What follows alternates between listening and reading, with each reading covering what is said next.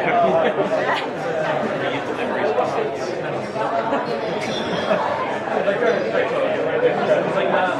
everyone ready from there? No? Back in your seats. Come on. Pull it back. Pull it back. Come on. You can do it.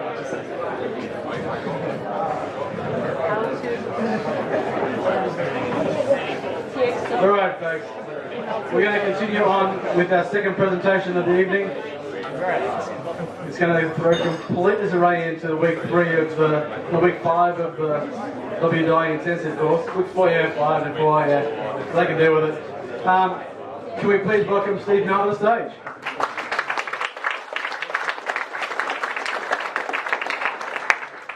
Hello everyone, my name is Steve, and today I'm going to talk something really generic. It's not like the previous talk where you need to learn a bit of basic programming knowledge. For this one, it's really language agnostic, although it's written in JavaScript, but you can use it for any of your projects. So, every time we have a new release on NPM or whatever, then we will see, okay, well, I'm just using fine with my previous version of the software. Should I upgrade? And always we ask why we should upgrade. And when Node.js version 4 was released, I was so happy to upgrade it because I was like that because the number is bigger, so I was so excited to go straight away to upgrade my Node.js. And really, I asked myself what are the changes because I'm very curious. I'm always curious about everything. Alright, so we have a very good version system in our JavaScript or Node.js ecosystem, which, so it's called a semantic version. So if we have a major version, that means not a backward compatible. If it's a bug fix, then we change the third digit. If it's a feature added, then we change the second digit. And just according to the spec of semantic versioning, every time if we see the second digit changes or the third digit changes, that we know it's not going to break our code and we get something for free. For example, we may have a bug fixed automatically when we just upgrade, from version 1 to version 1.0.1. And sometimes I just feel like, I only use a little bit of the program, and from version 1 to 2, I just hope that, it still works fine. I always do that. And let's have a look at this. So we see this here on the Node.js org. We see Greenkeeper just send a pull request to change the version, and I was like, okay, it's a minor bump, so I just merged the pull request, and some people just ask, should we get a +1 here? I really don't care because, because it's just a minor change, I believe.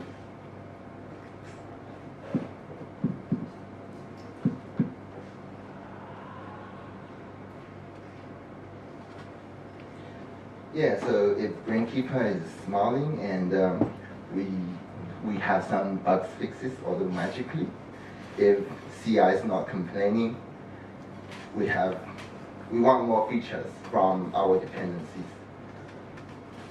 So my conclusion is just dump all your devs. Well, probably not.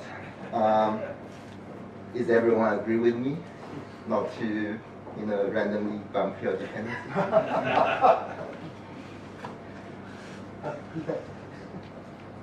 Okay, so I think changelog is necessary because you can see what's being changed from your previous version to the current version. If you disagree, I think you can remove your README as well, because I think changelog is one of your documentations that's needed. You can also remove your contributing, so nobody knows how to contribute your software, and you can remove your license, and people from big corps, they probably won't use your application anymore. So changelog is docs, and it's assumed we don't have changelog at all.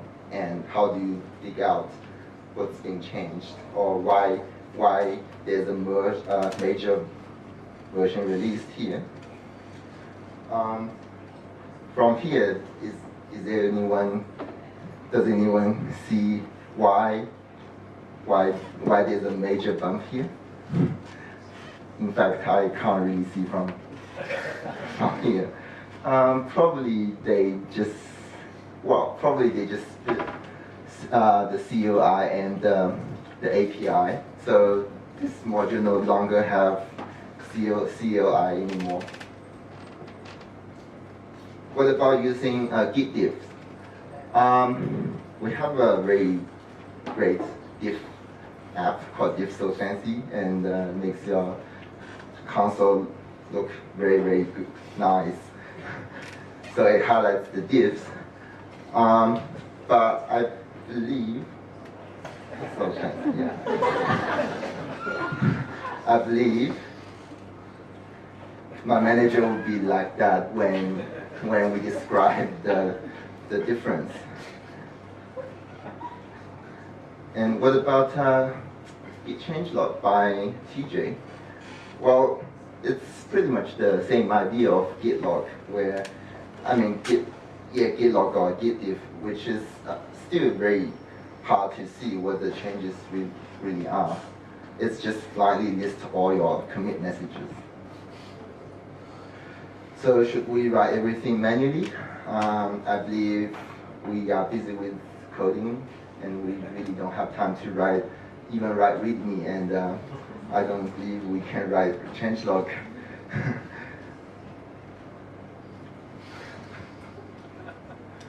So one day I have this fantastic idea. Let's play that again. So one day I had this fantastic idea on how to generate a changelog. So I got this idea from another tool called JSDoc, which automatically generates your documentation from your inline annotations or inline comments. And so this is conventional changelog. It not just lists all the commit messages blindly, it formats it nicely and filters the things that you don't need, and potentially add stuff you need to add for your changelog on top of your commit messages. So, have we ever seen the Angular notation? Does anyone hate it? That's me when I write it, because it looks nice, but when you write it, trust me, it's pain in the ass. Because you gotta follow the little things like parentheses or colons, or if you miss one, it's not the Angular notation anymore. So why do we need commit messages like that? From the regular expression test website, we can see that these kind of messages are possible. So we can understand what part is what. Then we can transform it, say from feed to features, fix to bug fixes, just make your changelog more meaningful. And then we use our favorite templating system, Handlebars, to write your changelogs according to those tokens. previously tokenized by the parser. What about GitHub releases? So same idea, we can just push the changelog into GitHub releases or potentially any kind of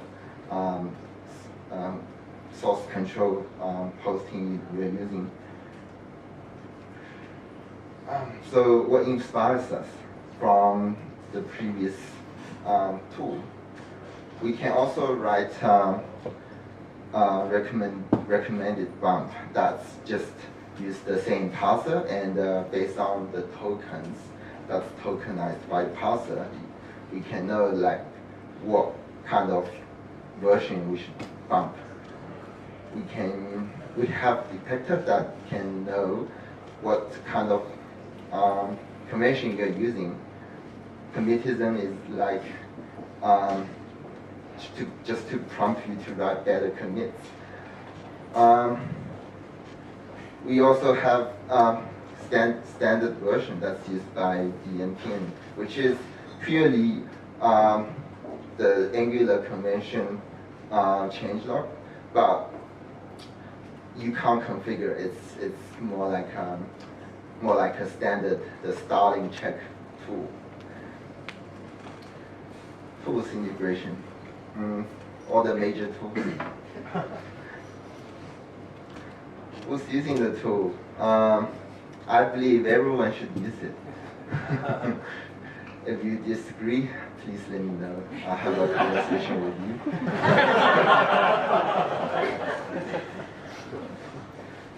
So, any questions?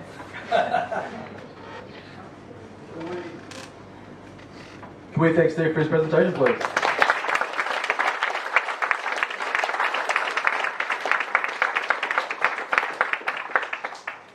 Who wants to give me a great question?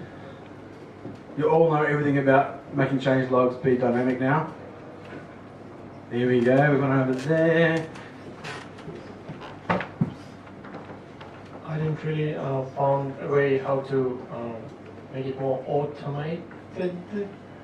So how that will help, how all these tools help me as a developer to maintain my repos in kind of practical way. Do you have any demos maybe? Or I guess you can just check out the Angular repository because they always use that tool to generate changelog from version 1. How complicated is that? That's my question. How much time I need to spend to learn all that and then implement in my projects? If you are just using the Angular convention, you can use the last tool, which is built on top of conventional changelog, and it's not configurable. You just need to npm install standard version, then same as npm version, but instead of npm version, you do standard version. So it will bump your package.json and generate the changelog automatically. Does that make sense? Yeah, that makes sense. So the tool is just like a drop-in replacement of npm version, but generates your changelog. If you want it to be very configurable, say you have a very weird convention, commit convention, then you will spend a bit of time learning how you want to configure your parser. Thanks, Steve. Thanks, Steve. Looking to